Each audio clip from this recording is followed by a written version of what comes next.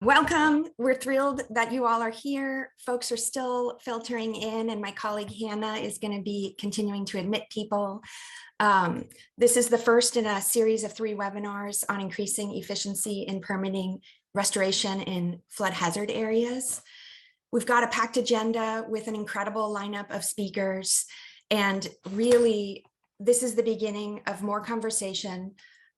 Today, we're laying the foundation. We are going to be sharing some polls with you. We really want to hear your thoughts, inputs, priorities, ideas about where you want to learn more and where you've got questions. We have slides that are kind of hybrid, note-taking places, comment sharing location, and grounding for you in the webinar. And ultimately, we're hoping that today also informs longer-term shared work. And I'm going to run through a couple introductory slides. My colleague Hannah is also going to put a link to these in the chat.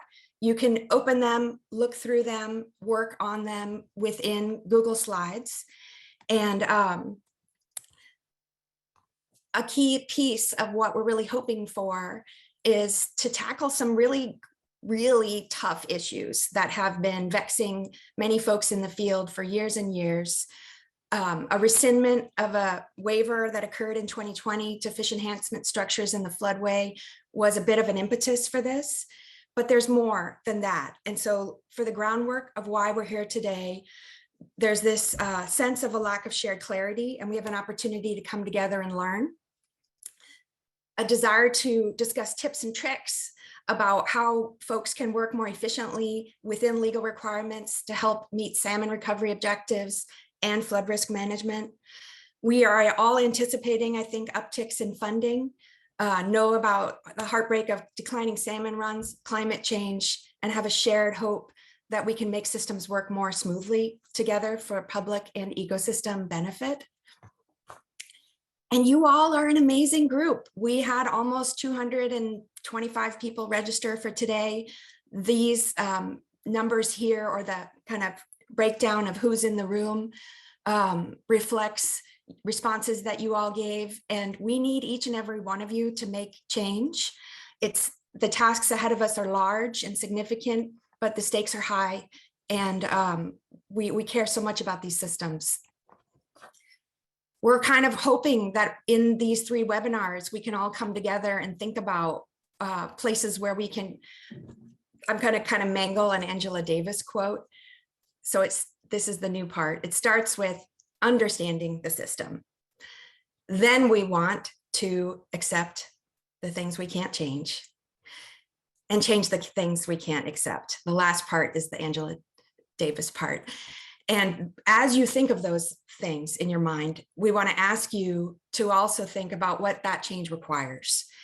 And we broke these down into 4 categories. There's probably more, but as you're thinking of the change you want to see, what does it require? Federal rulemaking change, changes in how, in how communities interpret rules, advances in tools and resources provided to project sponsors, or increases in capacity and assistance for local problem solving. As I mentioned, this is the beginning. We're laying the foundation. Today, we're setting that context from perspectives in the field, and then hearing from some FEMA partners to clarify some information for us. And as we do this work together, I did just want to orient you to the slide deck. Hannah, did you put the link in the chat? So maybe if you wouldn't mind even putting it in again, we've got new folks. As you're working through today, we have so many folks here. We really want to hear your thoughts and input. And we have created this deck as a place where you can write down your thoughts, reflections, and ideas. The other thing I wanted to lay out as a hope for today is we are bringing this to you through the Floodplains by Design program, a Washington State program that has a grant program to support large integrated floodplain management projects in the state of Washington, as well as a backbone. Myself at Bonneville Environmental Foundation, my colleague Hannah, Brandon Parsons from American Rivers, we're all a part of this backbone. Our aim, one of our primary goals, is to bring ease into systems that help partners advance these complex projects. This is part of that, and we want to hear from you about what else we can do, how we can continue or even start bringing greater ease into systems to the benefit of all. So with that, I am going to turn it over to my colleague, Dave Radabaugh from the Department of Ecology. He is going to lay out some shared objectives, and then we will continue on. And just super grateful, welcome to have you here. If you have questions, please enter them into the chat. There is a period at the end where we will have time possibly for some verbal questions as well, but use those slides for comments, use the chat, and welcome. So David, take it away. Okay, thank you, Cass. That was really good. So I'm David Radabaugh. I'm the State National Flood Insurance Program Coordinator, so I work for the Department of Ecology. And so I wanted to lay out some shared goals or objectives. And I know some of the planners in the room may look at this and think I should have stated these as goals, and possibly so. But in any event, in looking at some of the key principles, key things we're looking for here is maintaining in river systems, maintain flood conveyance capacity. And this is probably the principal reason for FEMA mapping floodways. FEMA staff will be talking a bit more about this later on this morning. But maintaining the ability for a river to convey floodwaters. And I'm not saying it has to be fixed in place as it is today. For those of us working with natural systems, no, that's just simply not the case. Rivers change their pathways, meander, vegetation grows up, changes the look of the flood flow path. So it's not saying that things have to change, stay fixed as they are today, but still maintaining the ability for a river to convey floodwater. The next and really tandem goals or objectives include implementing treaty rights and obligations. And this is a big deal. We'll have folks from the Department of Transportation talking a bit more about their work, and I'll let them talk about just how many projects they have in the queue right now, how many ecological restoration projects they're currently working on. And I still find the numbers mind-boggling, but there's a lot of work to be done moving forward and implementing and meeting treaty obligations and treaty rights.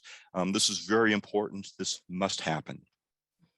Along with that, restoration of habitat for the Endangered Species Act listed species.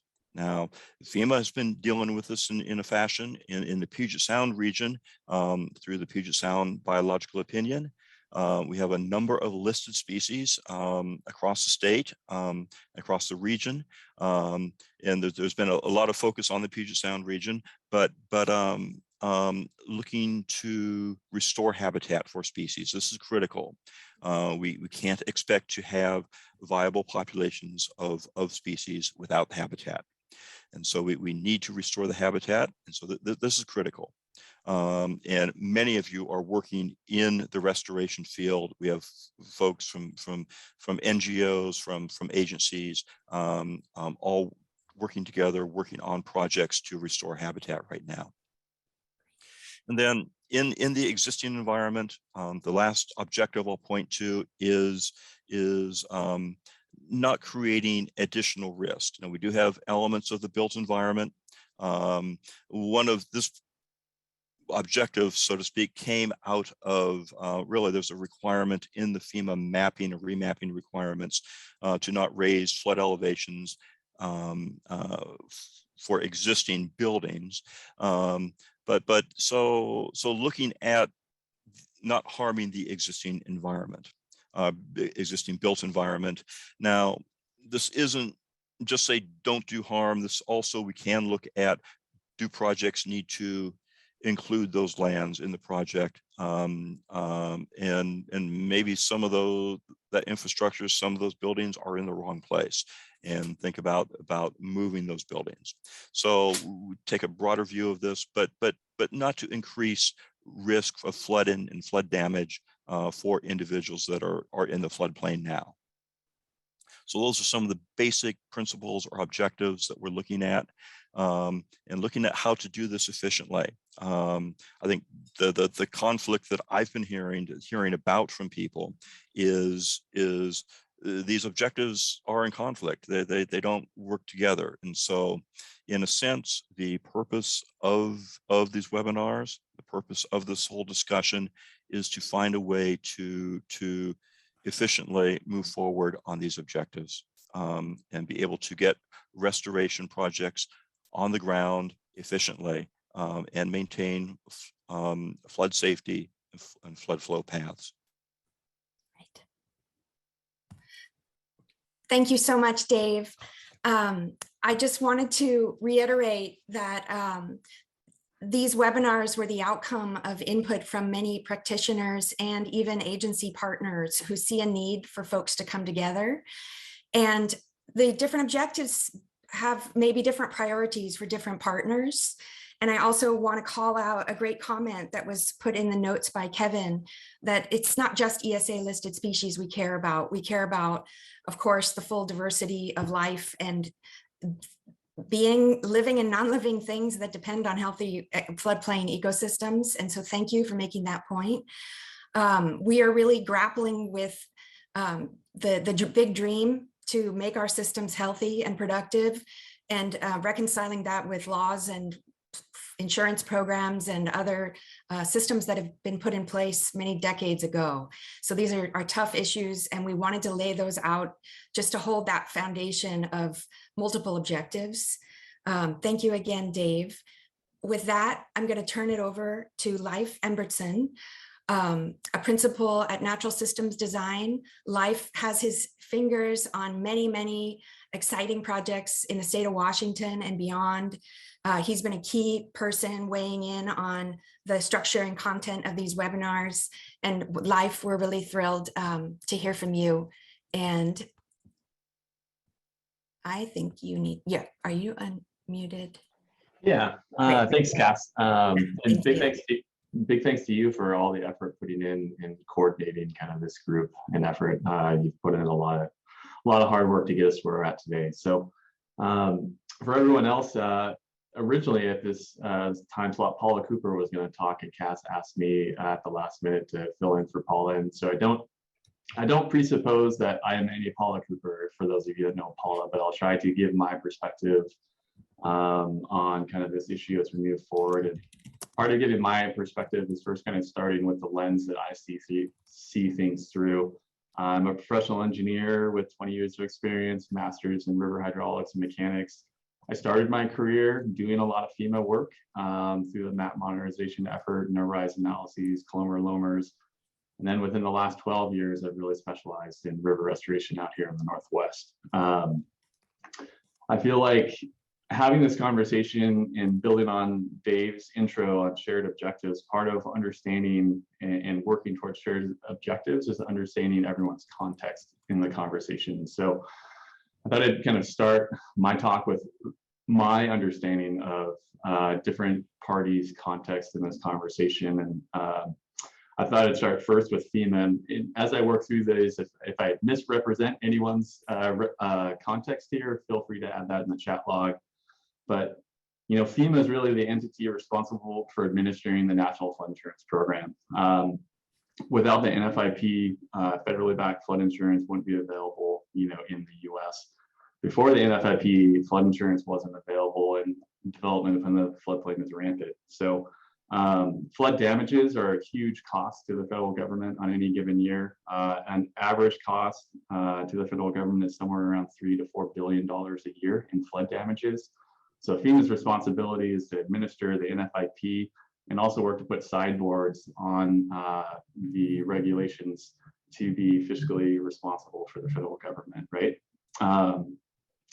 Communities, so those would include, you know, cities and counties responsible for administering the NFIP. They're there to provide, they're the responsible parties for enforcing the minimum NFIP regulations in their communities. So those communities can offer flood insurance to their residents. They get audited by FEMA on a semi-annual basis to ensure compliance, and they're required to administer the minimum NFIP requirements, but they can always administer more strict requirements than an NFIP, and they get a benefit in doing so through the community rating system that allows cheaper flood insurance to be offered to their residents. So that's a really important point. Tribal context here is really important. You know, tribes in the Northwest are really, they're vested in working to recover and restore ESA listed salmon species to ensure a sustainable harvest that their people were guaranteed through the federal government and numerous treaties. Salmon populations in the Northwest are really on the brink, like many of us know. Populations are really trending downward, not upward. So there's a real sense of urgency related to the work of salmon recovery out here in the Northwest. And then restoration practitioners that I consider myself part of, and project sponsors, I think by and large, we're really wanting to affect positive change in our watersheds in the larger context of restoration, and do it as cost efficiently and as expediently as possible. I think we all understand restoration dollars are really limited. There's competition for restoration dollars, and we're generally trying to do as much as possible with the money that we have. So from that context, you know, I think it would be really helpful to, again, maybe touch back on more shared interests that I think all these groups have, building on what Dave said. I think all the groups here mentioned really want to prevent an increase in flood damage and risk to their communities. No one wants to flood out their neighbors. That's not the goal of restoration efforts. We really want to also restore watershed and floodplain management to be more resilient to climate change effects, like we've just recently experienced here in Northwest Washington. There's a lot of room for improvement there. I think there's a broad sense that we need to improve the tools that we have to better understand flood risk and flood damage in our communities.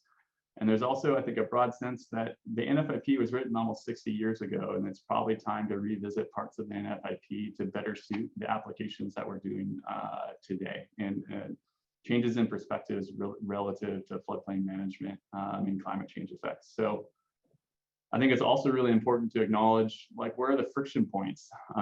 Because I've heard a lot of people express frustration and friction as it relates to some of the changes that happened in the last year.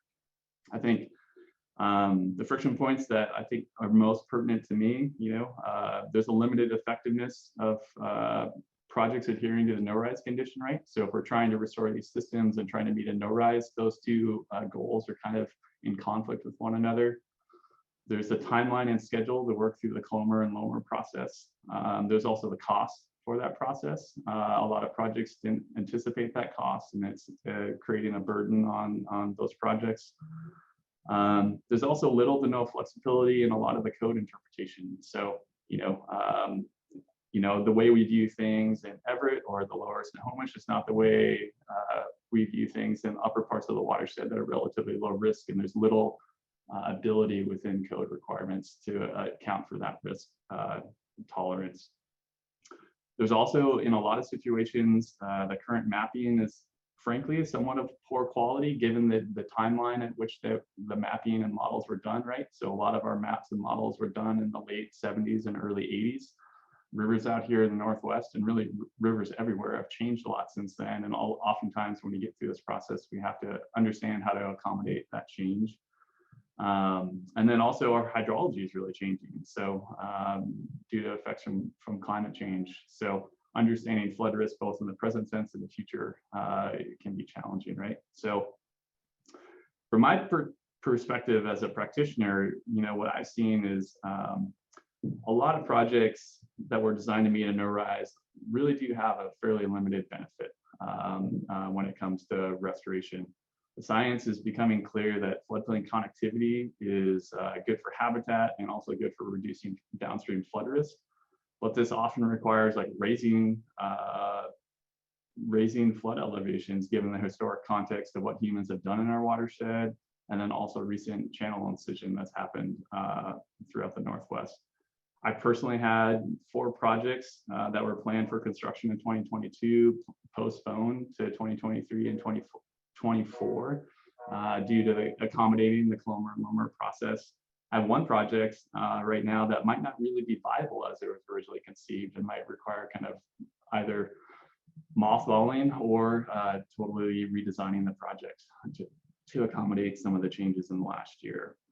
Project sponsors are really scrambling to find additional funding to work through this process and keep things on track. There's also a fairly, I would say, there's a technical challenge and nuance in merging kind of new information and new models in with the old models and the old maps, given the amount of change that's happening here in the Northwest. And that technical nuance can kind of create a scope creep in our evaluations that again kind of goes back to cost and timeline, making it difficult to address. I've also seen somewhat of a varying interpretation of regulations and technical sophistication of communities across the Northwest. So what someone says in one county might be something different than someone says in another county, and that creates a lot of confusion with project sponsors on how to move these things forward. And then the other element is, floodplain mapping only really accounts for one hazard, and we all know there's erosion and channel migration and other hazards out here in the Northwest. And it creates kind of a burden as you're working through that process to accommodate some of these other changes. So where does that really leave us? I guess my main goal in participating in this and talking is really to reduce these friction points. I feel like we really need to focus on the areas that we have shared interests and work to collaborate on those areas. In that, if we present a unified front that includes FEMA and our local communities and tribes and project sponsors and practitioners, I think we're going to be much more effective at affecting real change that has substantive, allows us to make more substantive progress on the projects that we all really believe need to happen. I think collaborating also will improve our abilities to find funding resources to deal with those friction points, right? A really big bill just got passed through Congress that's allocating a lot of money to water in the US. Could we work together to apportion a part of that funding to help with some of the baseline modeling and mapping out here in the Northwest? I think if we work together, we really could. And then how could we really partner with FEMA to identify the best possible changes to the NFIP? Changing the NFIP is going to require an act of Congress. That's not necessarily an easy thing to do.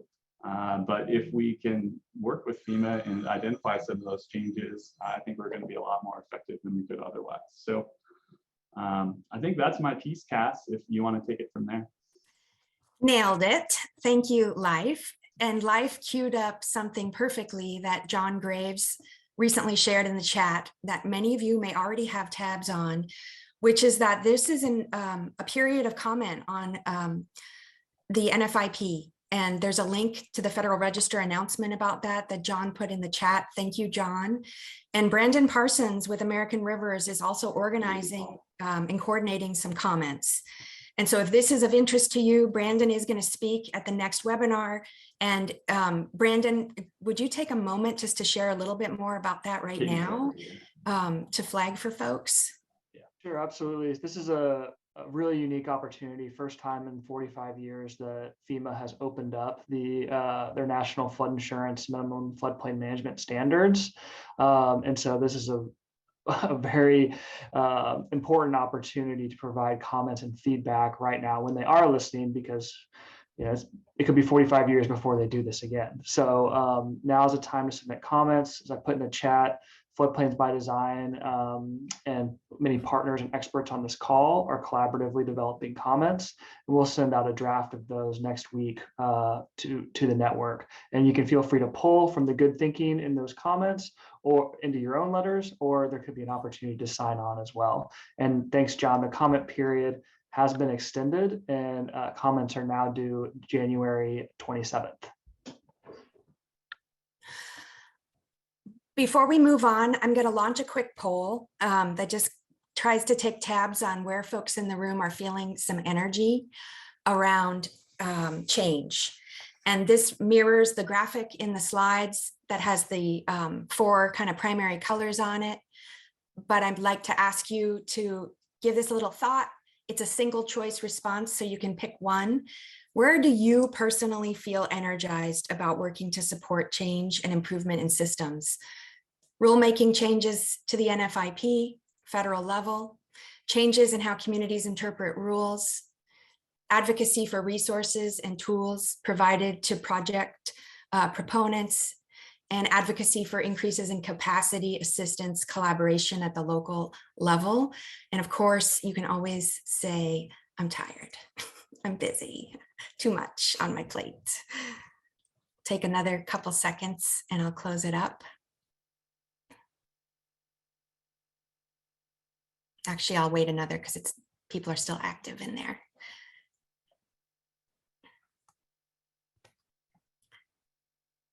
And I'm going to close it. So interestingly, it looks like we need to keep working in every field. Maybe a bit edge on the federal rulemaking changes, probably partly because of this unique opportunity. Advocacy for increases in capacity is also up there. Thank you all. Stop sharing. Moving on, in this period of hearing from perspectives of the field, we haven't yet gotten to the FEMA piece where they will dive into what the heck do we mean when we keep talking about the rescindment. I know many of you know this intimately and are grappling with it, but this is an issue that is affecting different agencies, groups, tribes throughout the country in different ways. And one of those ways it's affecting folks is through the Washington State Culvert Injunction. And we have some wonderful partners from Washington Department of Transportation, Kim Mueller, Gretchen Coker, Julie Heilman, who are going to speak to us about that. I have their slides, so I'm going to share those. And Gretchen, Kim, Julie, welcome. We are really grateful to you. And I'm such a bad multitasker. Here I go.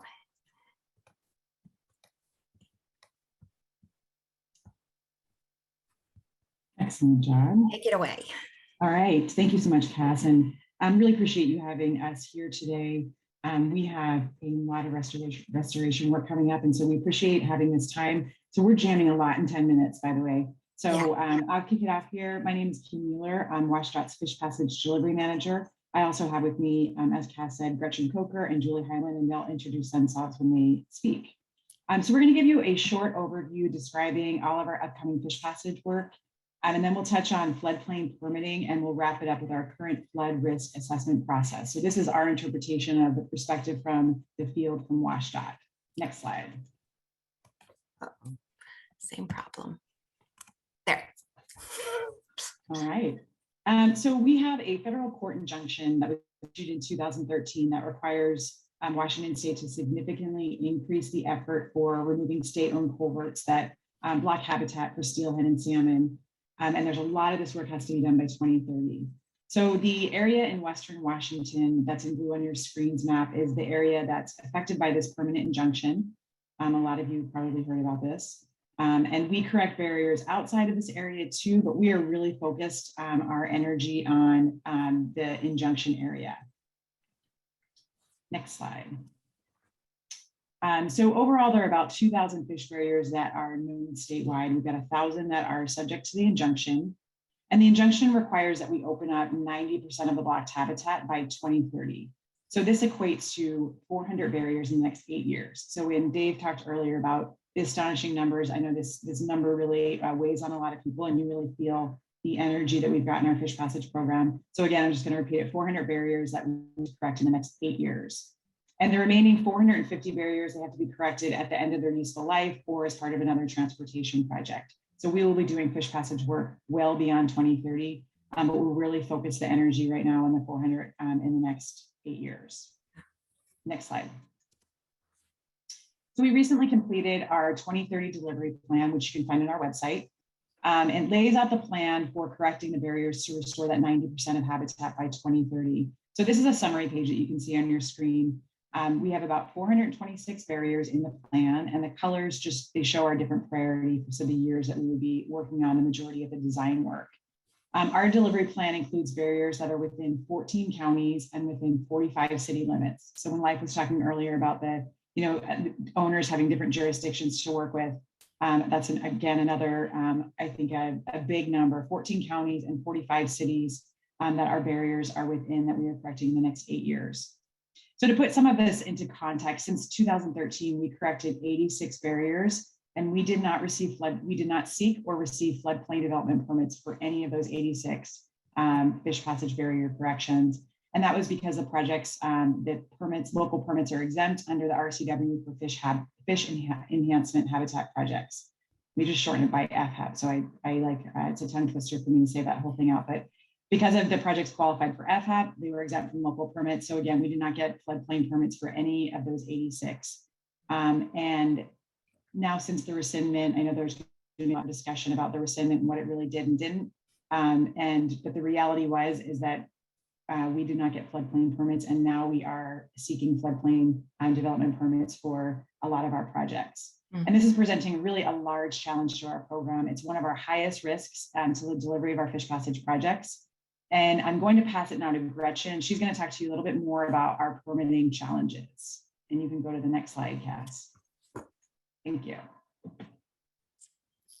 Hi, thank you everyone for having us. I appreciate you allowing us to speak with you today about our situation.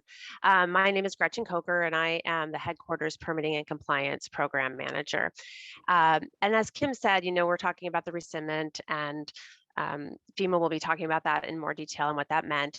But since that was issued, we have been very engaged with both FEMA and Ecology, as well as WSDOT, about how WSDOT has and will comply with national and state flood development permit requirements for all of our projects, not only fish habitat enhancement projects, but all of them. However, right now, WSDOT's concerns with floodplain regulations are really primarily focused on local requirements for our standalone fish passage projects.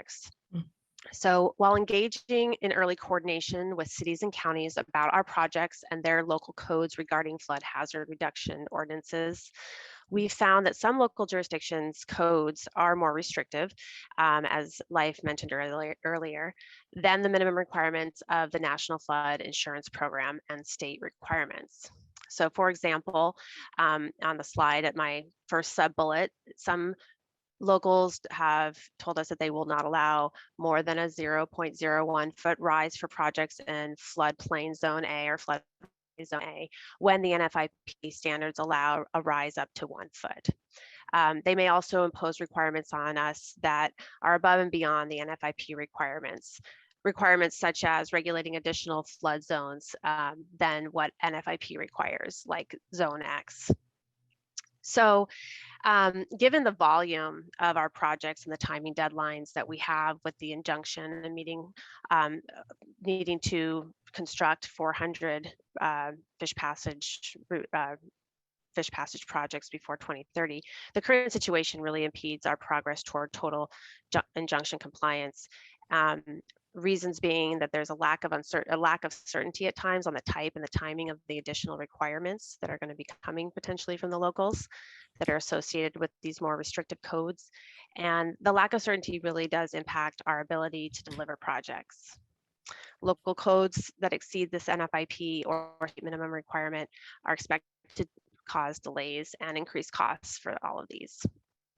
So with that, I'd like to pass on to Julie Heilman, and she'll give a little more context for exactly what we're doing in terms of our flood risk assessment. Thank you. Okay, thank you. Good morning. Are we going to keep that slide up? Or the PowerPoint? We had one other slide, I believe. This is the last one, I think. Okay. It's up. Well, You see it, Julie? Flood risk assessment. I can talk. I don't see it, but I've been having computer issues with video on my side, but you can see me, so that's good. So Julie Heilman, the state hydraulics engineer with Washington State Department of Transportation. So just as Kim and Gretchen expressed, you know, there's a big risk to our program with the flood, the rescindment letter, the FEMA rescindment letter. So what have we been doing? We've been trying to figure out how can we assess these risks early on. So we have established a process for a flood risk assessment during the preliminary design. And so really this is after we've conducted preliminary hydraulic design reports for the streams, and then get concurrence from DFW and the tribes on those designs. And then we conduct, it's essentially a preliminary no rise or preliminary floodplain analysis. And we're trying to answer 3 questions with the flood risk assessment. We're trying to answer risk to public health and safety, risk to meeting the FEMA code, FEMA regulation, and then risk to meeting the local code regulations. So, and the challenges with that are, that actually requires multiple hydraulic assessments. So, you know, FEMA there's the FEMA flow that we assess, and depending on which zone we're in, if it's a zone AE, then you're essentially doing your investigation based on the FEMA flows as opposed to existing conditions. And so then local codes, or if it's a zone A, then you can assess existing conditions versus proposed conditions, which really lines up with the public health and safety question. So, and the reason that comes into play, like Kim mentioned, is the FHAP process. To be able to continue through the permitting process, we have to make sure that we've established that our projects do not have or they have minimal impact to public health and safety. And so we're at least trying to shine the light on the risks early on in the project. So, and doing coordination with the local agencies as well. And, you know, we don't have the answers at all on these. And so we're still struggling with how this is impacting projects. The other thing that comes up is data. So if we do have a map revision requirement as a result of the project, you know, then it's going back to the FEMA maps and then dealing with outdated mapping data and then how we tie into that and things. And so we have ongoing coordination with FEMA, Ecology, and the local communities. So we're trying to work through that early on in the process. So I think I'll just end there because we're just over time. Thank you, Julie. Thank you, Gretchen and Kim as well. That was excellent. It's so helpful to hear kind of the specific ways different things manifest in different locations. While we do know there are some of you here joining us today who are not really involved in rescindment and even possibly project work, if I can bring it up, I do want to ask you one other poll. And in that, next up, we have Scott with the Stillaguamish tribe. Graciously, Scott has stepped in. We're hoping to have a speaker on tribal treaty rights. That might happen at the next webinar, but we have another perspective from the field. And Scott, I'm trying to find your phone number and let you be unmuted. There you are. You'll just be, unfortunately, audio. And in the meantime, I'll queue up that next poll. But Scott, can you, are you unmuted? Oh, there you are. Goody.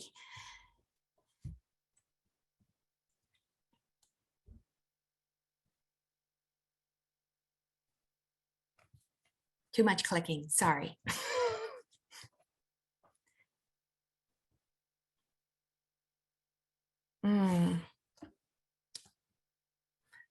Scott, I think your audio might not be working. Let's give it another shot.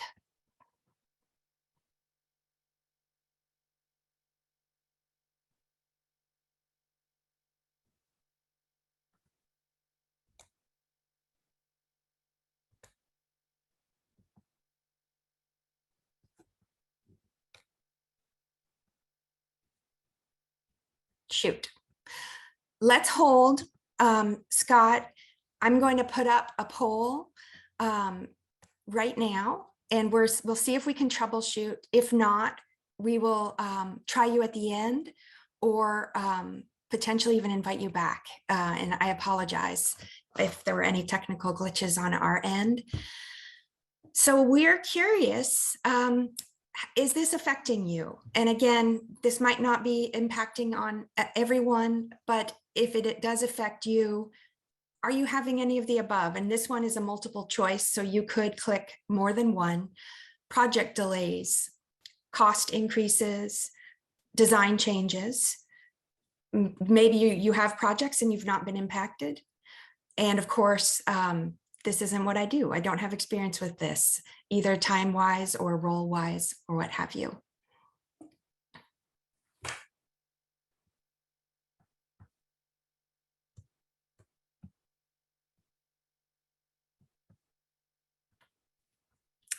Responses are still rolling in, so keep them coming.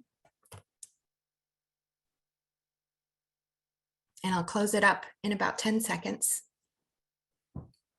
Y'all are good respondents. Thank you. And I'm going to close it up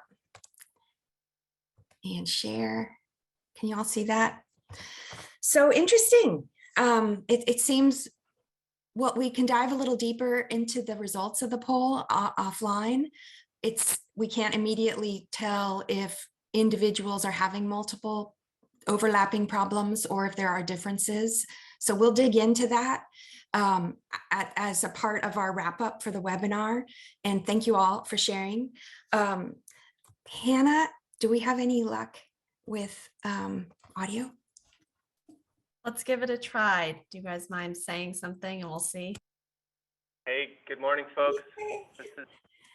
Thank you so much for your patience. Yeah, Scott Rockwell, biologist at Stillaguamish Tribe, and I'm here with Charlotte Schofield, another staff biologist in the environmental program at the tribe's Natural Resources Department. And we're both restoration project practitioners.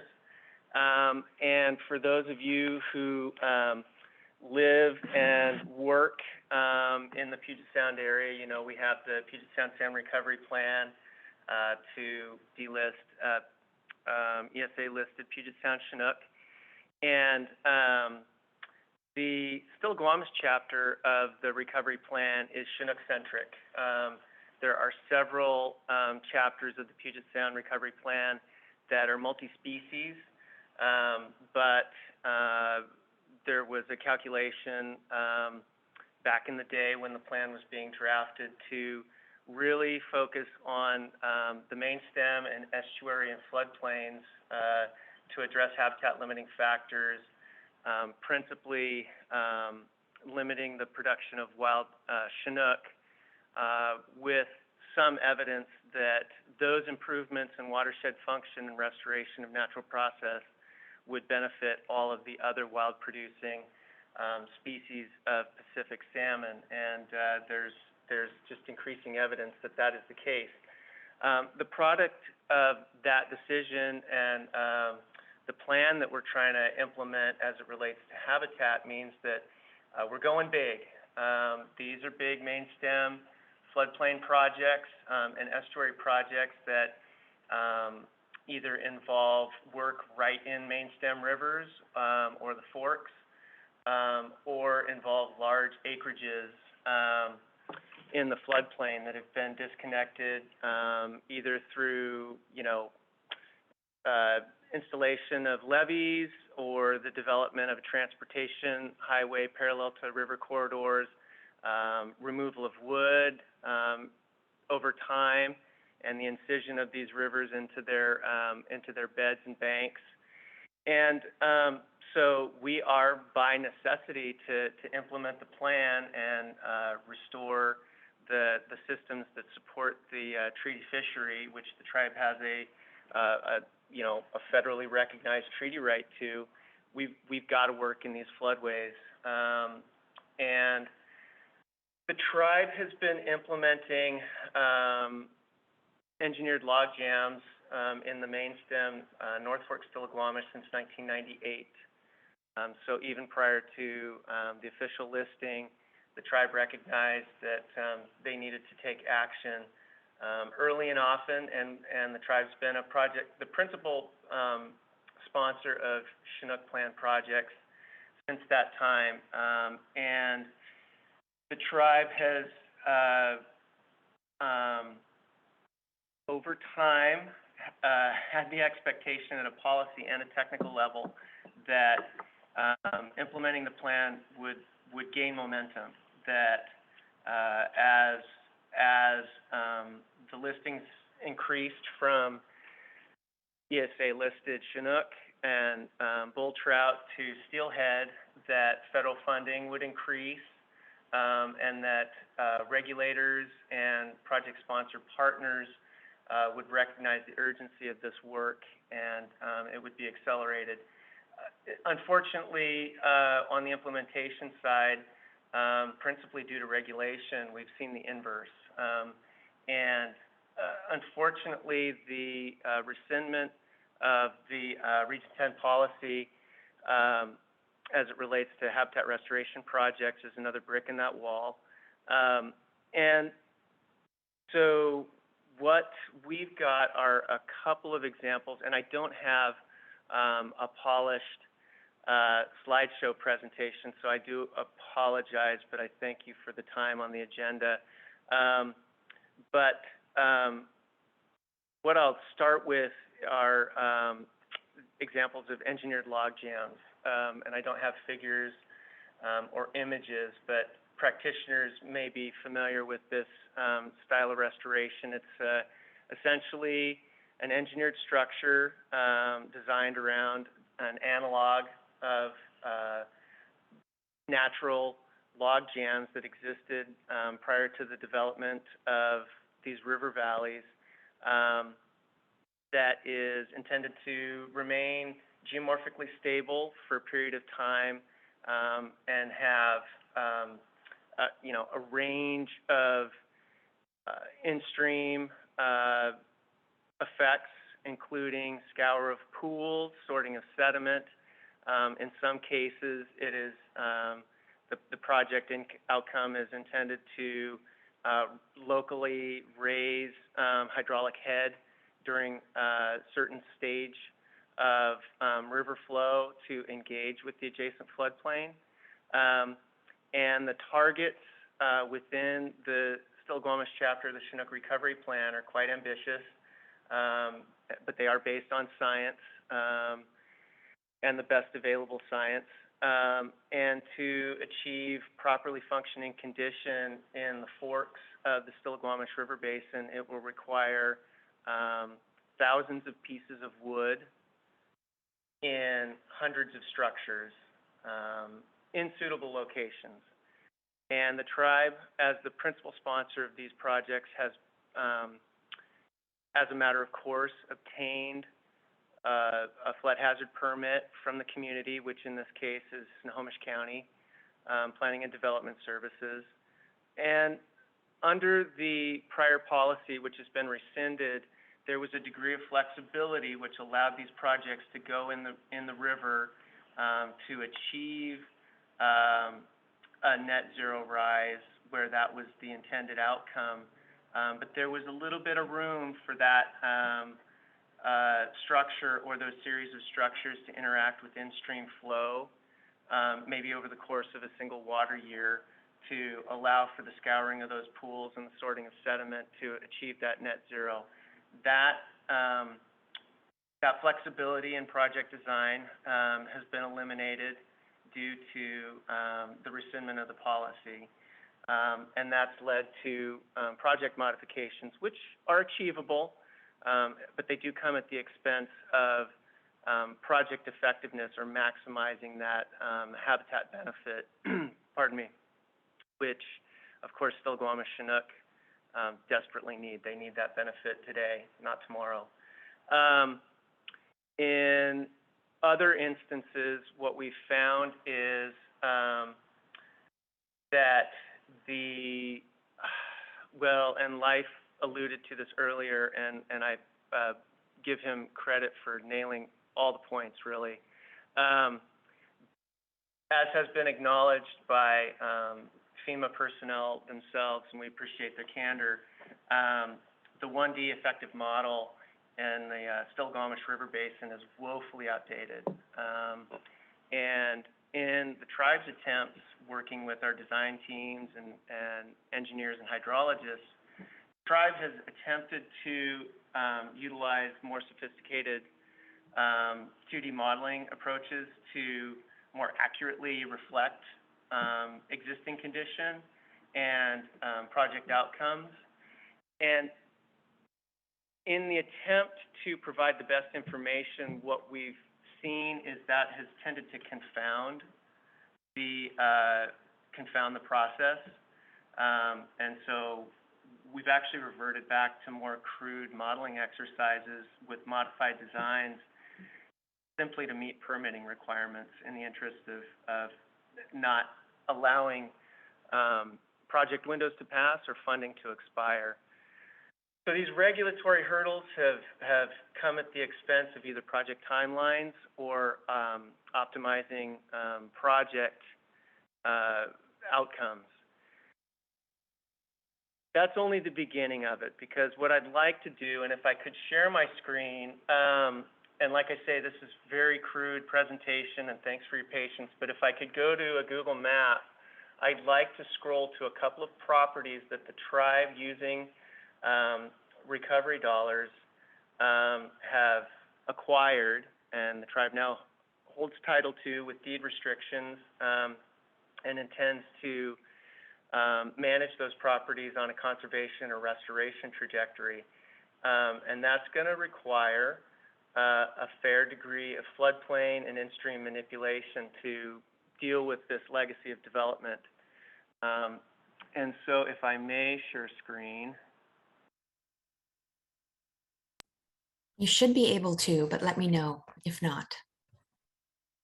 Can folks see Google Map? Mm-mm. I apologize.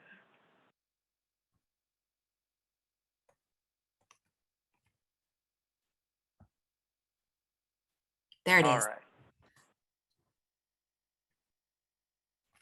So this is a shot of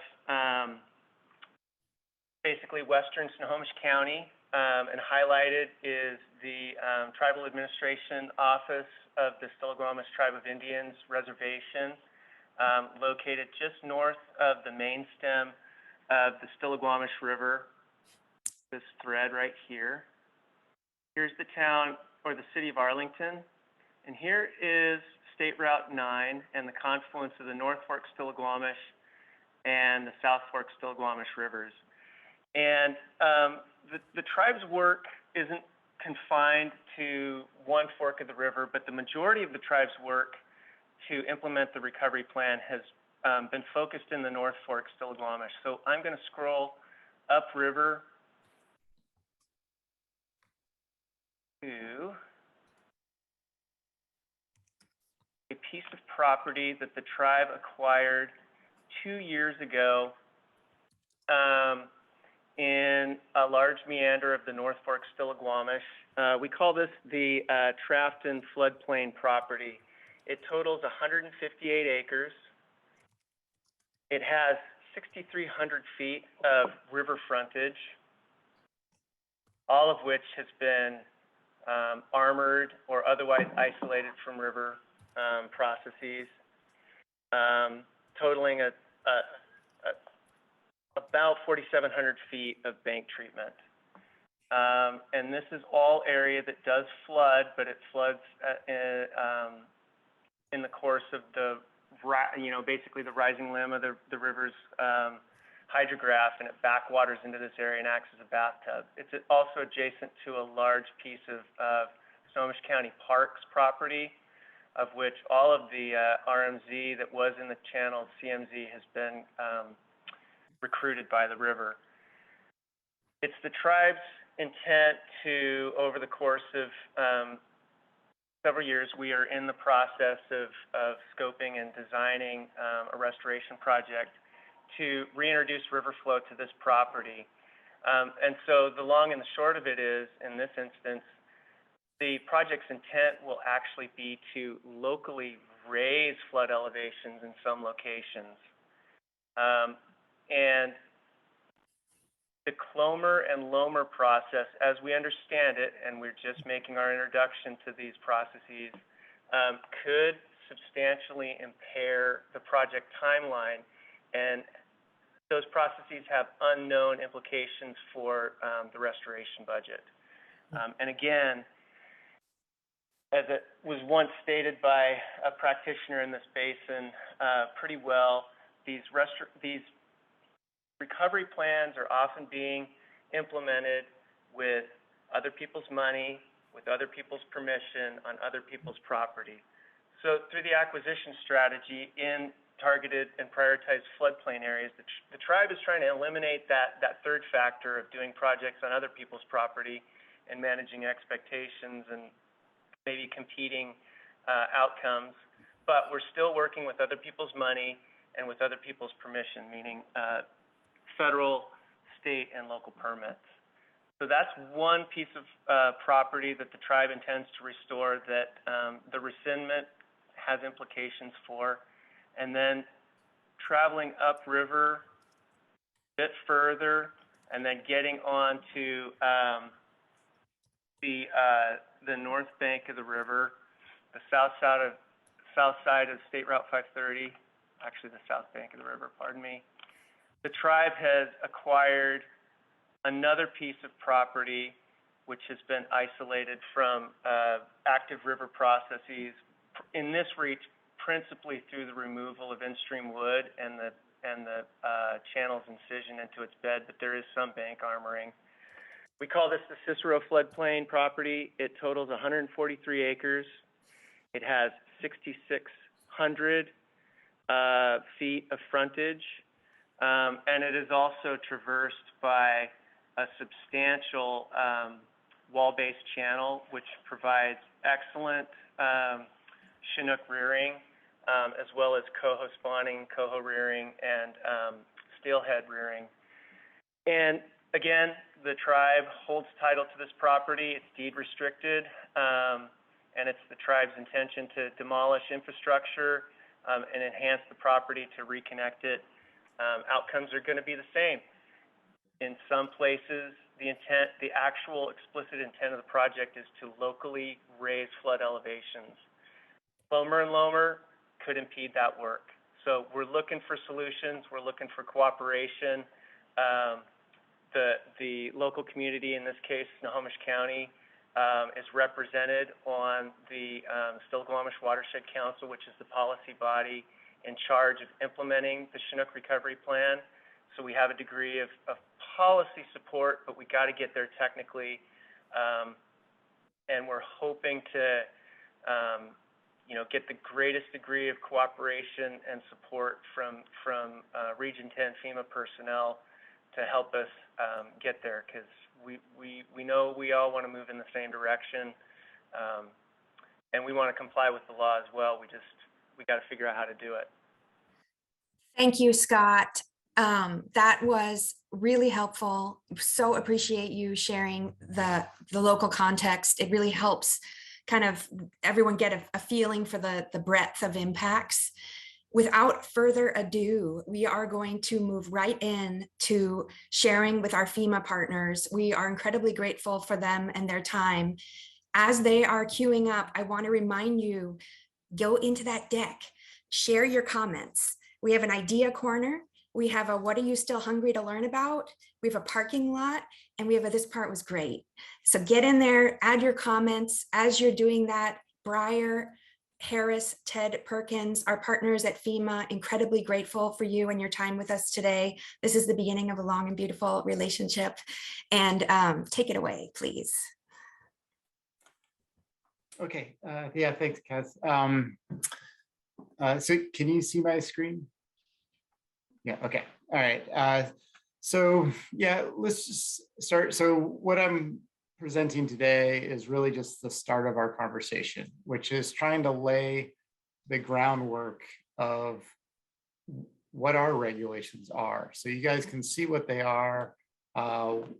what they're saying. So where you can see there isn't a lot of wiggle room, and maybe where there is.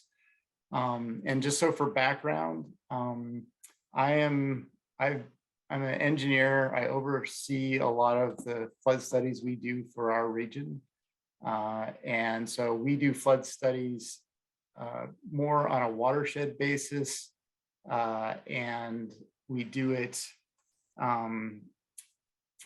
without development. So that's our charge, is to kind of keep those models up and running.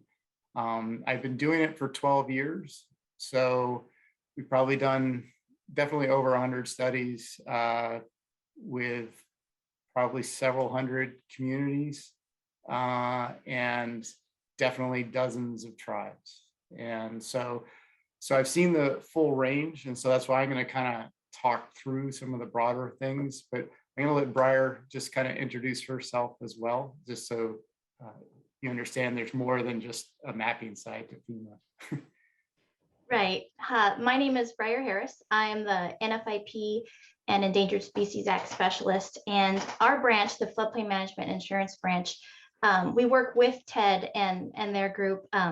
Our emphasis is more on supporting local communities who have the responsibility to administer and enforce their floodplain management ordinances. So FEMA administers the National Flood Insurance Program, but individual communities, they join voluntarily and assume those responsibilities through their own ordinances and their own management of the development in their floodplains.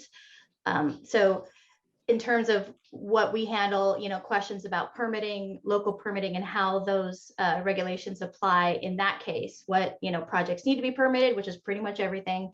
And then, supporting local communities, both in enforcing the minimum requirements that FEMA requires them to adopt to be part of the program, but also any higher standards that they've adopted that respond to the specific flood hazards in their community. Okay, great.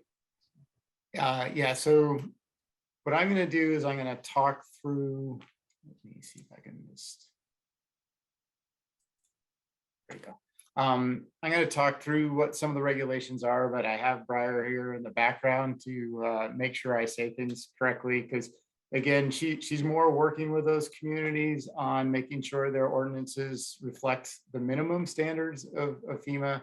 But again, we work in actually Alaska, Idaho, Oregon, and Washington, and the range of additional regulations is significant from community to community. So there isn't necessarily that perfect one way to do things, no matter what community you go to. So, the biggest part of this conversation that we're going to be talking about is about the floodway. And so the floodway is a term that was defined to try and preserve the deepest, fastest water from an area that would be getting developed. And it also helps provide communities an understanding of kind of a limit on how much risk can be added due to any kind of development in the floodplain. So and as far as a modeling approach, what we do is we encroach on the model more and more until eventually we realize that can cause a 1 foot rise. And so by creating this floodway, where there's a lot of restrictions on doing anything in, it allows the floodway fringe, the outer area, to be you know that if you're building there, you're not causing as much of an impact. And so again, in our regulations, it asks us to kind of define that for communities. And if we don't, then the communities have that responsibility themselves to determine everything that's built in their floodplain has to be analyzed. And so ultimately it's, adopt a regulatory floodway based on a principle that the area chosen for the regulatory floodway must carry the waters of the base flood without increasing the water surface elevation of more than 1 foot at any one point. So again, as we've talked about, there are communities that have stricter requirements. It might actually even go to no rise at all in the entire floodplain. But in terms of FEMA minimum standard, it's 1 foot at any one point. Why do we delineate? You know, again, we're trying to prohibit encroachments in the floodway. So that's really the ultimate goal, is because this program was written 50 years ago, and the idea was that we didn't want to make situations worse. We already had a lot of flooding going on in the country. We were paying out a lot in damages, and a lot of it was because people were building in places they really shouldn't be. And so the program is trying to keep construction and fill and any kind of impact out of those areas where the flow is most significant. And this is where the part is, you know, like, do I have to model it, or can I just kind of say, hey, I know this isn't going to have much of an impact? In the Code of Federal Regulations, it says it has to be demonstrated through hydrologic and hydraulic analyses performed in accordance with standard engineering practice. And so then the art becomes, well, okay, what does that mean, and how do you define that? And as we've gone through that, our hydraulic models that we've done in the region have been through a full process, because all these models are regulatory, have regulatory implications. Our flood elevations are what people have to build to, and they also have some role in defining what the insurance rates are, although that's getting adjusted a bit. And so we have to give due process when we make these changes. And so something that's been thoroughly through that process is what we see as the modeling that you kind of want to start with as a base.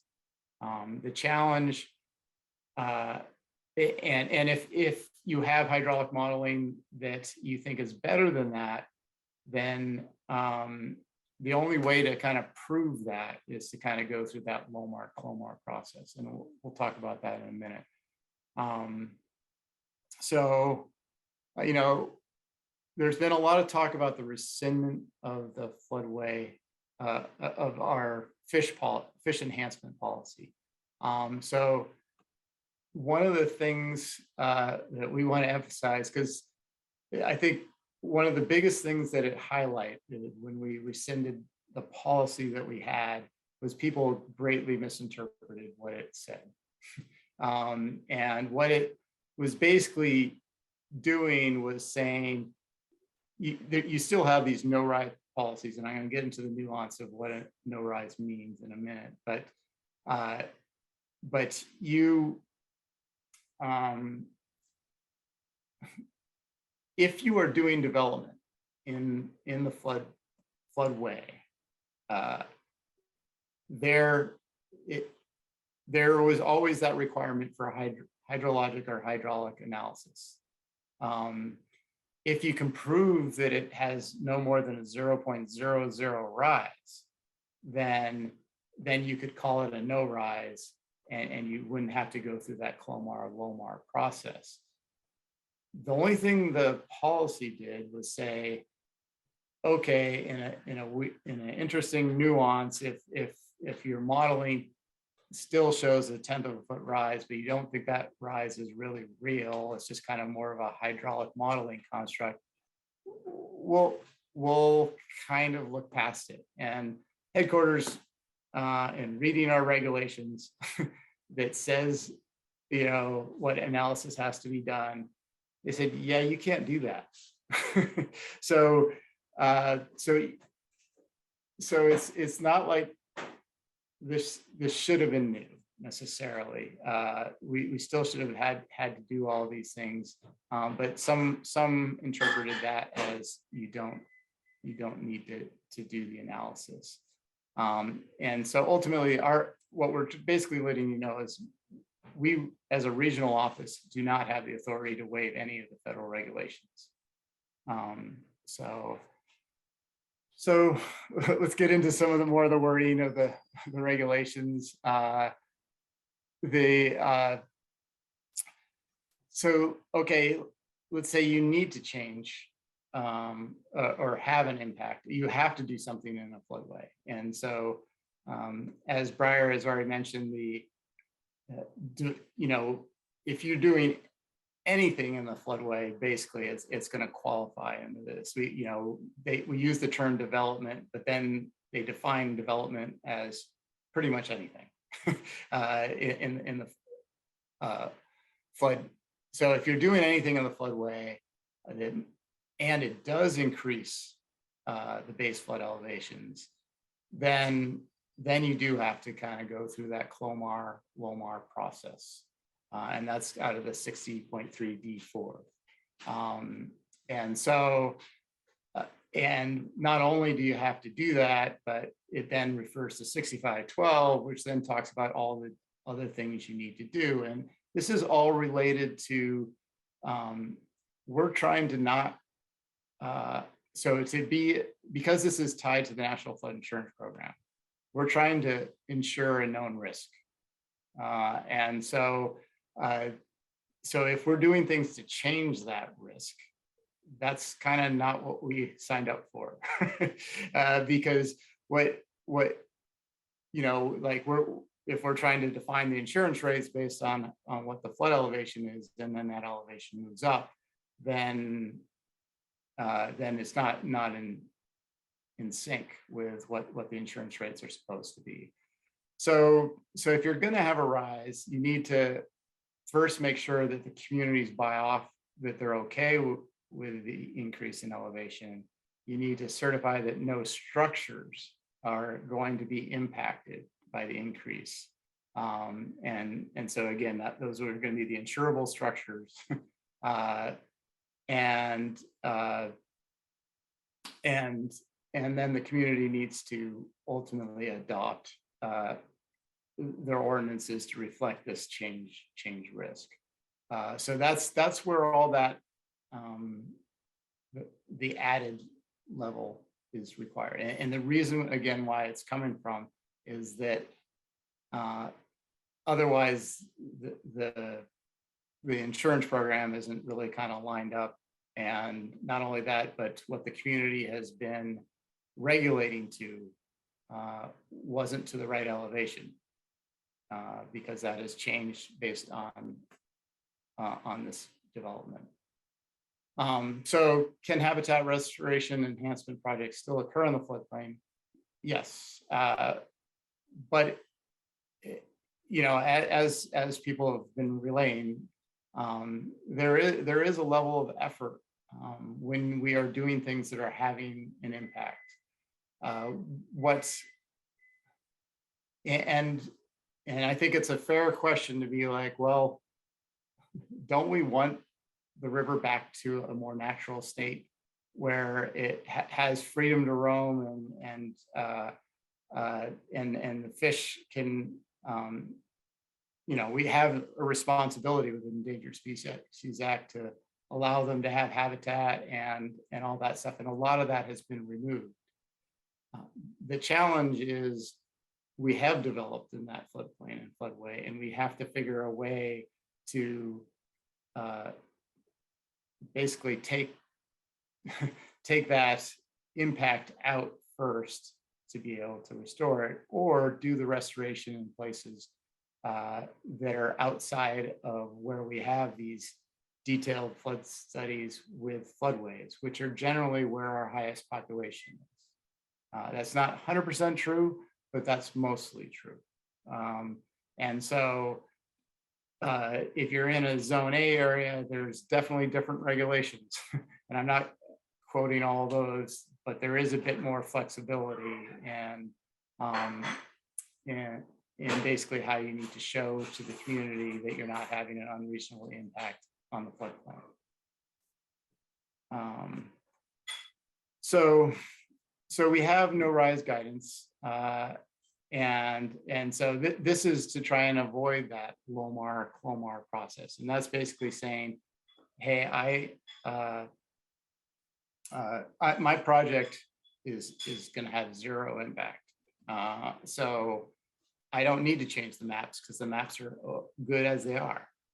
And so again, the way you have to prove that though is to kind of take our existing floodplain models, put in your project and show the before and after doesn't cause a change. So some of the pain points that everybody's been talking about has been that our models are not always usable in certain locations. And so all the initial modeling was done in the 1970s and 80s to define the risk. We have 1.5 million miles of stream that FEMA's in charge of maintaining across the country. And for a long time, we really only got about $500,000 a year, which is about one flood study to go through the whole regulatory process for the first 20 years of the program. So that built up a huge inventory, and we've had huge improvements in modeling and all those other things since then. And so for the first 5 or 10 years, there was, from 2000 to 2007 or 8, we got money, but it was only for the most populated areas. And then only in the last 10 years have we actually been getting money to kind of update everywhere. So unfortunately, it takes a long time to do a lot of the study work. And so we're chipping away. The more input we can get on areas that you need these models to be better and improved, the more we can prioritize some of that work and kind of get that done. So then you can build off of it. And it's less painful for you as you're doing your restoration projects. I do have to give you the caveat that all of our studies have a huge regulatory component to it, appeal periods, public meetings, all that other stuff. It rarely takes less than 5 years to get those done. But the more we can kind of figure out where we need to go and where we need to improve, the more we can get a jump on some of that stuff. And yeah, so this is just kind of the detail of the no-rise analysis of the different approaches. So there are nuances that I won't get into all of this, but you know, if our current effective model isn't really working, then there's ways you can correct the model and prove that it's still working similarly to the effective, to be able to use a corrected effective model. But again, a lot of communities don't also have the capability to do an extensive look at corrected effective models. So the no-rise process is actually supposed to be approved at the local level. And if a floodplain administrator doesn't have the capability to review a model to figure out whether it meets all those things that I just laid out, they are supposed to send you through the conditional letter of map revision process, which is FEMA's way of being able to review your modeling. And so again, it's part of that process of trying to make sure that the maps and modeling are accurate. Because again, when this program was built 50 years ago, let's be honest, a lot of the people who were proposing to build in floodways and all that stuff were not necessarily doing it perfectly. and so there's reasons why we needed an additional process to make sure that people, if you're going to do things in the floodway, it has huge implications. And we need to make sure that the community is safe. And so that's why that added part is in there. So let's see, I hoping to leave a little time for questions and answers, but that was kind of broad, these are the rules and regulations. But the other side is, don't hesitate to reach out to us. We know that you guys don't spend all your time reading our regulations and trying to understand it. You do want to start with your community. Anytime you do a development in a floodplain, you're going for a floodplain development permit. There's a lot of people who have great expertise in that on a local level, but we are here to support because we've seen things across the region and a lot of different things that we may be able to help you with the nuances to make it a little less painful. So. Awesome. Thank you, Ted and Bryar. We've had some great questions in the chat. Thank you to John Graves for fielding many of those. We've got a request for slides and contact information, and we can provide all of that in follow-up. Correct me if I'm wrong, Ted and Bryar, but yes, we will. Questions, feel free to raise your hand. Would you mind stopping sharing your screen? Oh, sorry. Yeah. Yeah. Chaz, if I could just make a couple points really quick, just before we open it up for questions. I wanted to build on the question that was asked in the chat about structures, and then a little bit more about permitting. John already answered it, that even though of course we're worried about causing flood risk to existing structures, that is not that doesn't really define whether or not the regulations apply in a certain situation. We need to make sure that our maps stay valid about their communication of flood risk in all locations that are covered. So, but the key thing about structures, as John said, is that to even get a CLOMAR, you can't be showing that you're going to cause a rise to a structure. And just a little bit more of a spin on what these maps are from my perspective. I was a local planner before I came to FEMA. These maps are publicly owned products. They're incredibly expensive, and tremendous amount of taxpayer dollars go into it. There's lengthy, public hearing processes that Ted mentioned, and I don't know. I feel like we should have a little bit more of an ownership of these maps, because in a lot of places they are the only tool for communicating flood risk. And when you do work in the floodways and those changes aren't captured through the map change, you're invalidating those maps. You're making changes that are no longer communicated by those maps. And a step further, if there was an H&H analysis involved in the permitting of that project, there may be no understanding of the effects of what that project in the floodway had on risk downstream. So, we need those maps to stay valid. That's why we need communities to really take that responsibility seriously, in that any development they're allowing to happen in the special flood hazard area, that they fully understand it, that they get adequate analysis to know if the maps need to be changed, and to follow that process to make sure that they stay valid. So I guess one of the main points I really wanted to drive home, in the confusion with the misunderstanding of that policy document as a waiver. It was never a waiver of H&H. And I know that there was widespread misunderstanding that that was the case, but we never had the authority to do that or the intention to do that. As Ted described, that the waiver meant to help out in terms of the CLOMAR part of it.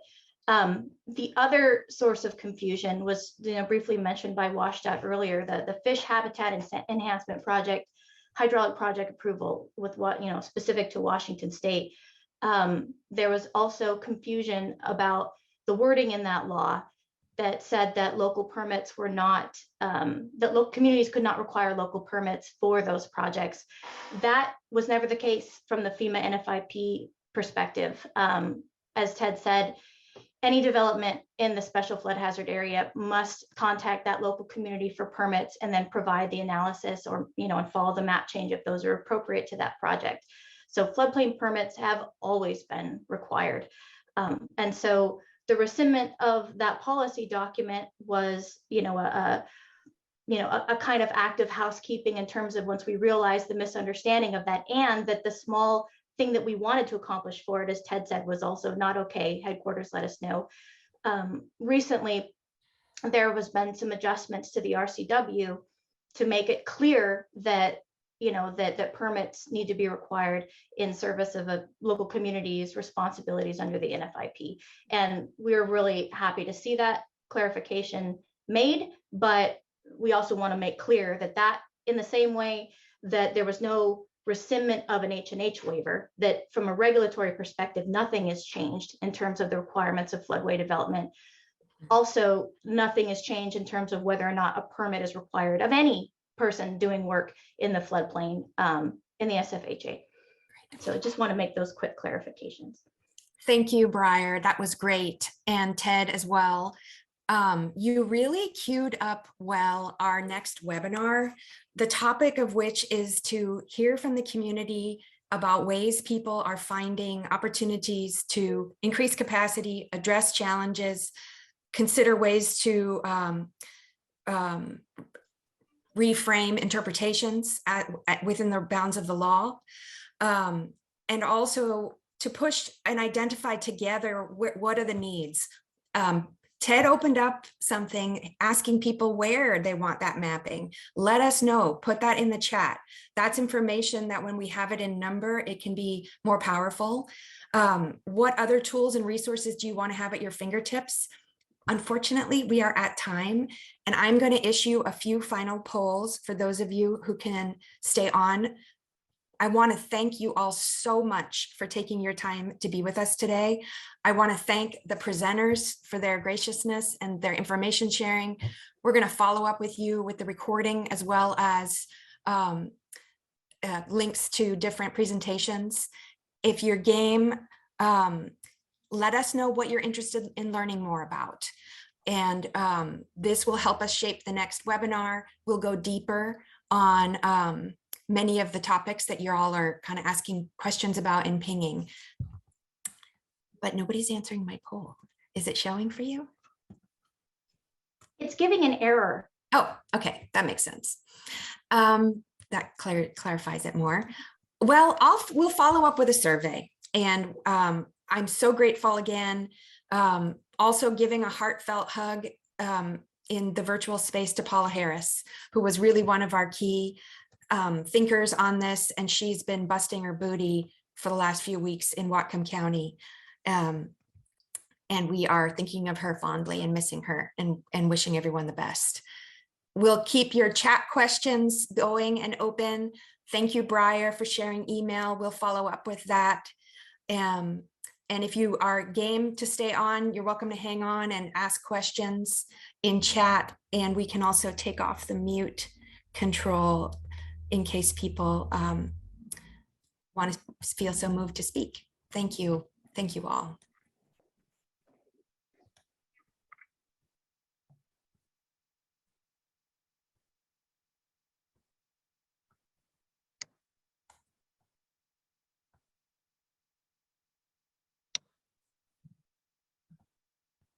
I'm happy to stay on for questions. Thank you, Bryar. Specific to, FEMA regulatory. But I also invite anybody to email too. And Molly Lawrence asked a good question about a part of the NFIP comment period. We'll get an answer to that, and we'll follow up with that as well. I'll go ahead and go off mute and bother Ted, which I always do. Good. Ted and Bryar. Hello.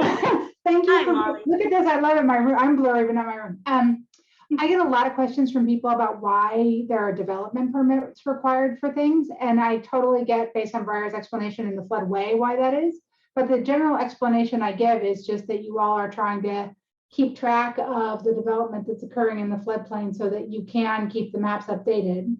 Mm-hmm. But I sort of wondered to myself if that's still a valid reason, considering the fact that we just basically, that when that original requirement was put into place, that might have been the only tool that you had to identify whether or not development was happening. But now you primarily rely on other tools, LIDAR and other technical data to determine where structures are, rather than, because general development, right? The only requirement is it's reasonably safe from flooding. There isn't some other standard that it's being judged against. So is there a reason we're still requiring general development permits in the floodplain, flood fringe, not the floodway?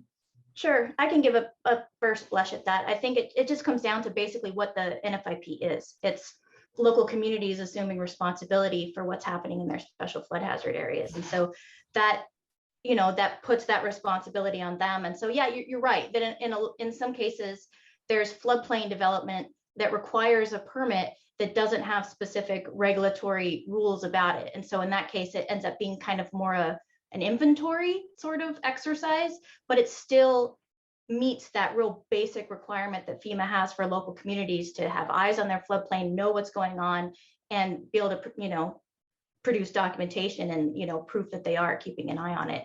But there are still lots of rules for development that's outside the floodway. I mean, there's elevation rules, and, you know, we've additionally in specific regions have habitat rules, and, you know, there's things that still very much apply outside the floodway that a community is responsible for making sure happens. So from LIDAR or whatnot, we know where places are, but we don't know if their bottom floor is finished, if there's people, you know, if there's a living space below the BFE. And so that remains on the community to make sure that whatever they allow is reasonably safe from flooding. And also tracking substantial improvement. Right, exactly.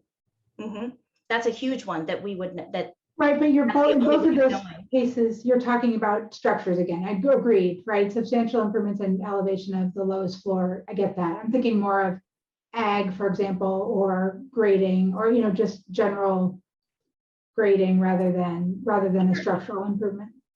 Well, there's requirements that, you know, even if you're not adding fill or anything else, I mean, there's still drainage requirements. You have to make sure that you understand. I mean, I could take a whole list of reasons why it would still be important to know what's going on in the floodplain, even if no structures were involved.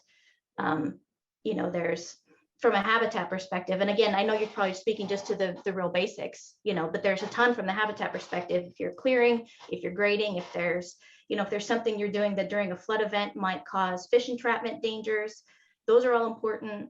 So that's why any earthwork or anything like that needs to be fully understood by a community too, and permitted, that being the process. Yeah, and I think it comes down to the community is, in charge of keeping themselves reasonably safe from flooding. And one of the things I try and warn almost every community I work with, don't think the flood maps give you all the answers. They're designed for a particular purpose, to define the 1% flood elevation that you can kind of build above. But that doesn't mean if you cut off a side channel or something else that it couldn't have some kind of localized impact or whatever. So they need to know what's happening in their floodplain. And there's also even kind of a political side to it, I think, which is they need to be able to make the conscious decision of, is this something we want happening in our floodplain? Yeah. There are communities who decide they don't want anything happening in their floodplain. And but there's different levels that the community needs to balance on all that. And we aren't always familiar with all their regulations anyway. So we have a blanket thing that they need to, if it's in the floodplain, they need a floodplain development permit. For a lot of communities, the floodplain regulations they adopt to be part of the NFIP might be their only permitting mechanism, and their understanding of what the development pressures are in the flood hazard area too.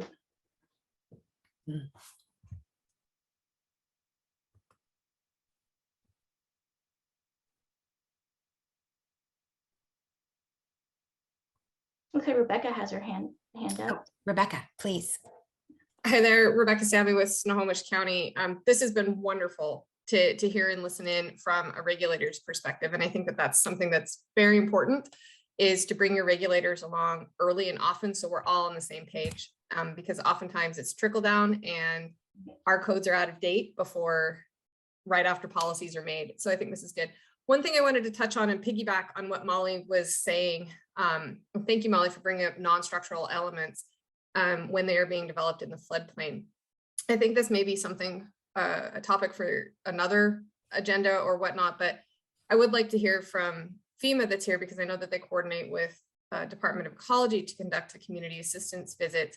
But is there going to be a shift, or may I suggest that there is a shift when conducting CAVs, that they are not so structure heavy in their review, but actually start to take a look at some of these non-structural projects that are occurring in our floodplains that create benefits and risk in different areas and how those are done, because I know that that is the majority of what we're seeing. Well, I shouldn't speak for the entire county, but that's what I see often in a lot. And I know that our CAVs have been heavily focused on structures that are kind of outdated. We already know what those issues are, but we're not getting a good feedback loop on these non-structural developments in our floodplains. And I think that that's a missing piece of this conversation, is we need better feedback loops between our local implementers of a federal program and our federal oversight of these policies and regulations.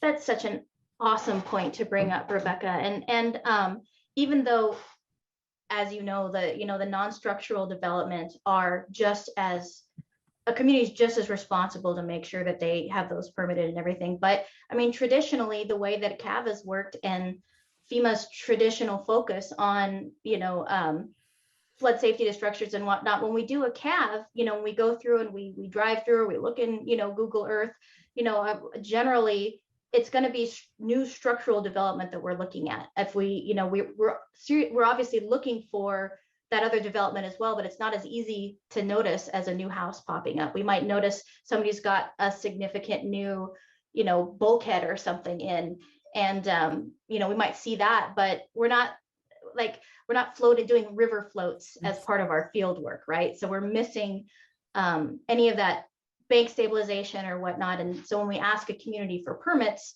hopefully those are going to be part of it, but we're not likely to see it on our own. We are evolving to sort of understand that better. And I think that that's also part of the reason that the misunderstanding of that policy and some of these other issues and confusing things that happened went on longer than they might have otherwise, because, we might not notice some of those projects that happened. But as and I'm sort of speaking a little bit out of my wheelhouse now, but I assume, since my job is ESA and NFIP compliance, and we notice lots of signs that the NFIP and FEMA are expanding and evolving to think about the natural beneficial functions of floodplain from a regulatory perspective. It's always been part of our understanding of the value of floodplains, but there hasn't been a lot of regulatory reflection of that. Now that we have more habitat assessment in some regions and whatnot, that's going to be a more, I would hope it becomes a more formal part of our process. It certainly is in this region. We're thinking a lot about bank stabilization projects and other earthwork that might not, include a house or an accessory structure or some of these other more traditional focuses. If I can add real fast, from the state perspective, since really the state does probably 3/4 of the community assistance visits in Washington, and that's pretty much a national pattern. We do pick up permits and during reviews, which are not for buildings. And we look for that. If we're looking at a list of permits, we like to pick up a few grading permits and pick up other and look at basically, and CAVs are, in its simplest form, they are a performance audit. And so we will look at grading permits as well. Having said that, 90% of the regulations in the NFIP rules, 90% of the focus is on how buildings are built. Most of the NFIP rules are concerned with building buildings in such a manner as they won't be damaged by that 1% level, that 100-year flood. And if I could real quick, not directly related to the existing regulations, but as we mentioned earlier, there is a unique opportunity now to provide comments to FEMA National on the NFIP. One of our comments is to better define what development is. Is development actually structures, or is it, currently development is defined as anything that happens in the floodplain or floodway. So that means that restoration projects are treated equally as true development projects building up structures in that area. So providing better definitions for activities in these areas could help differentiate that. So providing specific definitions for restoration, for instance, or development in the truest sense could maybe help mitigate some of those issues and provide easier pathways for different activities, especially less risky activities. That'll be a longer term fix at the federal level, but I just wanted to highlight that for for folks who are considering submitting comments. I also want to highlight a comment by Tim Abbey that others I think are building upon. Tim lays out that the goal of many restoration projects is to improve floodplain connectivity and cause a rise, but not impact any insured structures. While there's value in updating BFEs, the CLOMAR process is expensive, an expensive burden to restoration projects. Is there an option to streamline projects where we can demonstrate no risk to structures or development?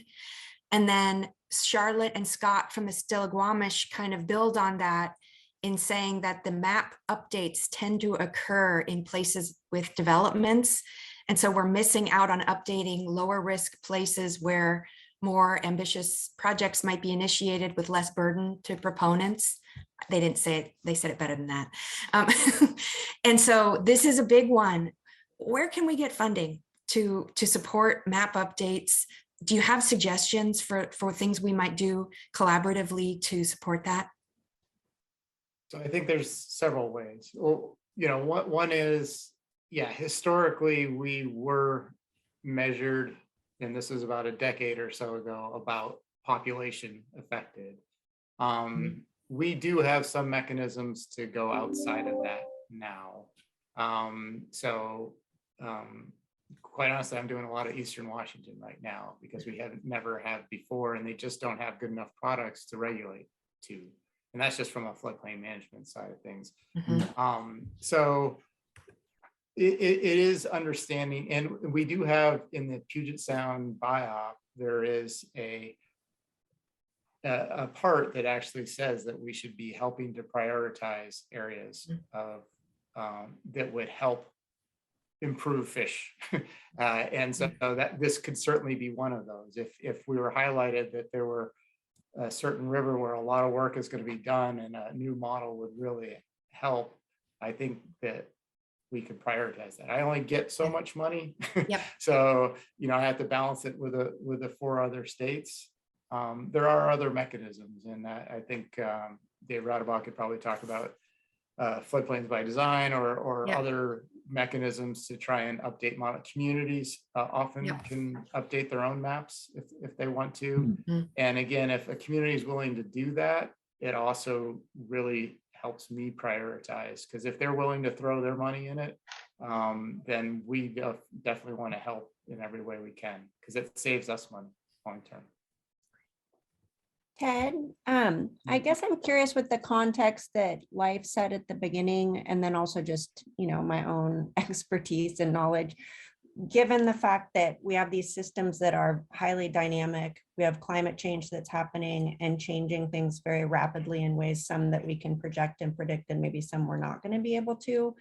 Is FEMA thinking at all about the pace and ability to be more nimble with the mapping?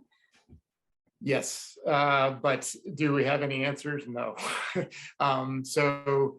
There is some talk of trying to create like a national 2D model that can be constantly updated. But to me, that's a very long reach and it requires a ton of money. But as far as, and we have other flaws, like, and this is why I say, don't just look at our 1%, you know, flood insurance rate maps and think that tells you all about risk.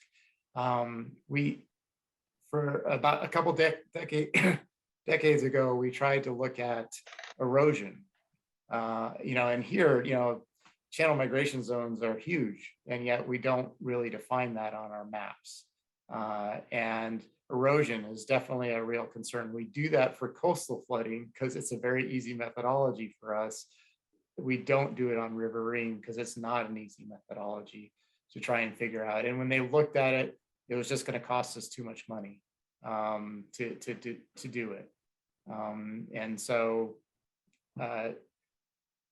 Yeah, I think part of, you know, when we work with communities, we're trying to get more and more to the stage of, okay, we're providing you flood insurance rate maps, but while we're here and while we have the modeling, are there other things we can do to help you understand your risk to keep yourself safe from flooding? And if part of that is also, hey, we want to do we want to restore this to more of a natural state. How can we do that with our modeling? We can kind of run small scenarios. We've already been doing that a little bit with bridges. Like, hey, if you guys replace this bridge, it'll be less of a constriction. The river can kind of have more, and you'll see lower water surface elevations. So, hey, you might want to think about mitigating your bridge here to help reduce damages. And so you can kind of, so if we build the models right, you can then also start looking at mitigation opportunities. And some of that mitigation is letting the river have some more space to roam. Next webinar, we're going to hold an optional 30-minute discussion period after, so people can put it in their schedules. If people have any more bandwidth, obviously FEMA folks, hang on as long as you can and are able. Any other questions? Thank you, Anne. Well, I had one that Ted, maybe you and team could answer, provide some thoughts on, but I guess my question is around, a potential program that would help cost share, the Clomer-Lomer effort. I think one part of the frustration from the restoration community is kind of like the map update is kind of being shouldered on kind of the restoration efforts, which they're already short on funding. But there is a significant community benefit for that map process update. And it seems like the benefit within the community, or that benefit should be shared, within the community potentially. And, I'm just kind of thinking outside of the box, but if a cost share kind of program could be developed with either the community and or FEMA, I think that would help alleviate a lot of the frustrations kind of around this process. Because the intent of the map update is really good. It's just struggling with, like, there's only so much money in the restoration field, and they're trying to make things go as far as they can. Yeah, I mean, I'd love to see that happen. The question is, do you lobby for that at the federal level or at the state level? Mm-hmm. But yeah, I mean, again, we'd be very supportive of that. It's just a matter, and honestly, there's rumblings of money coming down too, even from our program, but there's always going to be hooks to it, and I have no idea what those are going to look like. I guess, would you care to weigh in on what would be the most effective avenue to lobby for that? Like, would it be at the state level? Would it be at the federal? A combination of both?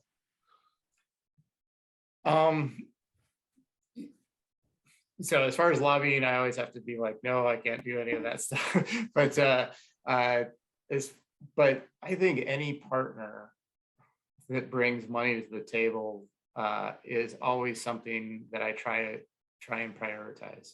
I have so much work to do that if I can get help where I can do twice as much work for half the money, I'm always looking for those opportunities. And then again, we do have a responsibility, but it's not defined, but in the Puget Sound Biop to help support fish restoration stuff. So again, it just helps us identify that this is being prioritized by the communities, so we should be prioritizing it. Right. I've got a quick question, if that's okay. One thing I would really be helpful, I think, is, I guess one point of frustration we've had too is that sometimes these when map updates are done, they're done kind of in a vacuum, and there's not much outreach to the tribes, to the other communities of what's going on out in the river. And the other concern too on some of the map updates from a geomorphic perspective is, we have had quite a bit of channel incision historically, and sometimes these updates, because the way, of course, we're all stuck with the process of kind of this instantaneous point in time. There's actually been a reduction in BFEs in some places, and then that makes it even harder for restoration, and also makes it, brings up more risk to the community too, if there could be then development encroaching, and yet there's still, in some of these systems, there still could be a big plug of sediment or other issues that come down and reverse that process. And then of course, restoration is trying to reverse that in places. So, I don't know if there's a way to improve communications when map updates are done. And then, Ted, I'd love to talk to you offline too. We're dealing with a site on the Elwha where the last update was done before the dams came out. So there's no way we'd have to meet the BFE, given the changes in the channel, because it has regraded. So yeah, I don't know if there's a way to, on the FEMA end, better incorporate with these updates what's going on in these watersheds as far as restoration and so on. Okay, so yeah, let me talk a couple things there. So one is if there's anybody who's not feeling like they're part of the engagement, so we have tried to greatly expand our engagement. So we have a discovery, which is where we go out and meet with communities just to hear what their interests are on all risks, but including flood. Then we kind of scope it out with them. Then we actually fund it. Then we kind of go through a 4-step process, meeting with the communities, usually at least 2 or 3 times before we even get to where we hold a public meeting. And so now with that said, sometimes, we're usually reaching out if it's a regular community, we're reaching out to the floodplain administrator, but it's always going to the mayor. With tribes, it's a little more complicated because if they're not a participant in the National Flood Insurance Program, then I get my contacts and I try and reach out to them, and I'm hoping that it gets passed on if I'm not getting the right contacts. And then there's been times when we've even gone door to door with a tribe because we just can't get any kind of response. So we've been trying. So if there are people out there who do not feel like they were involved in a study that their community is in, I need to know that, and I need to know who I should be contacting to make sure. As far as kind of the bigger issues and this is where the restoration part is really tough, because what you're trying to do is you're trying to restore natural processes, and these natural processes are occurring naturally, of course, and so you are going to have all these changes that are going to change the flood risk out there, and often faster than I have money to create new maps for. So I don't have right now a mechanism to handle that. And again, it's that erosion and sediment and large woody debris. It's just more reasons why we need to give the river more room to run. But we have to kind of do it in a way, and the mapping isn't going to solve that problem. But as far as the Elwha, yeah, is old. We're just in the process of getting Clallam County maps updated into a digital format, which will then make it easier to kind of do more individual stream updates. And so if the Elwha is one of those places where you'd like to see an update, I can look at trying to do that. I have tried to engage the lower Elwha Clallam tribe, and I really have struggled to get them to come to any of our meetings. So well, I can help facilitate that, and because we are doing this project in collaboration with the tribe and the city of Port Angeles, because the project will help protect the municipal water supply for the city, but it will cause a rise, and the city is supportive of it. But if you guys are, I know that Clallam updates going on, but if there was a way to incorporate the project into the update so that we don't have to do a CLOMAR on top of the update, that would be really ideal. So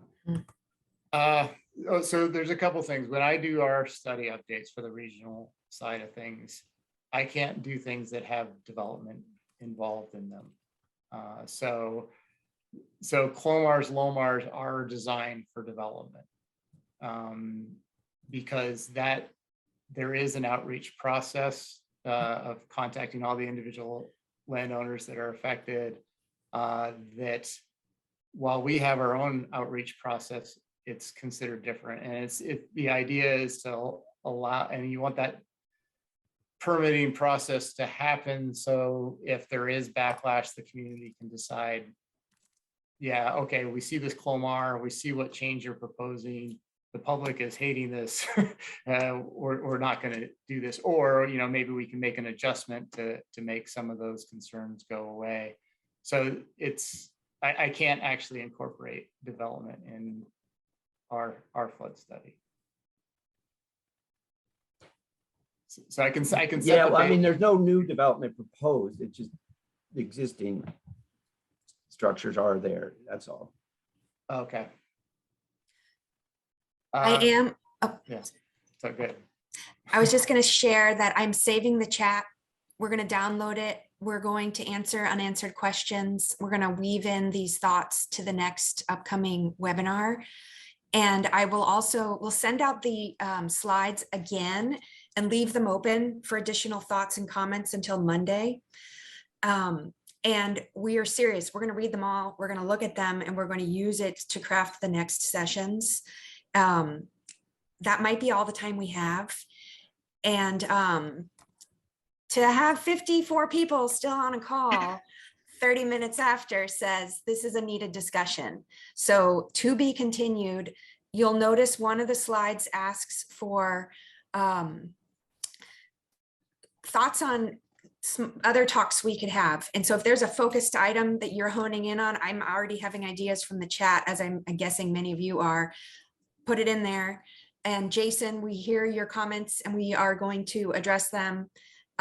That might be a final if anyone wants to comment. Jason's made a few deep comments, and if we don't have time now, we will absolutely get back to these. We appreciate them. Thank you all so very much. Thank you. Yeah, I mean, as far as I guess, this is where we're going to have challenges. And one of the reasons why I highlighted the regulations is that I don't think we weren't supposed to be shifting the baseline. This is supposed to have been in place for the last 50 years. I think there's been some misunderstandings. And so again, I think we need to try and find a way through this, which is there is a way to get to the finish line. I'm hearing that it's more painful than people would like. And I think the more we can kind of think about this ahead of time and try and get ahead of it, it'll be less painful. But there will never probably be a time where we don't have to know exactly what the risk we're proposing when we start moving around and changing rivers when it's in the vicinity of structures. I don't want to get into politics, but it's just hard for me to imagine that that's going to go away in any of the regulations. So the question is, how can we make this smoother? Yeah, great. Thank you again, everybody. We've got a lot of work to do. And you all have been doing it. I know that for decades and decades. So thank you. Have a wonderful afternoon. We will see you in 2 weeks or less. So 15th, please join us again. We're going to be working on your comments and feedback, and we really appreciate your participation. Thanks, Cass, for all your work. Thank you. Together. I'm staying here so that I can get the last comments.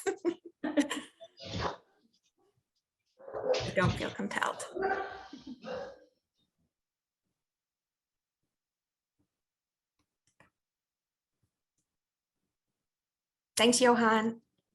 Like, good to see you. Thanks, Cass. We got to do one for Oregon. Yeah.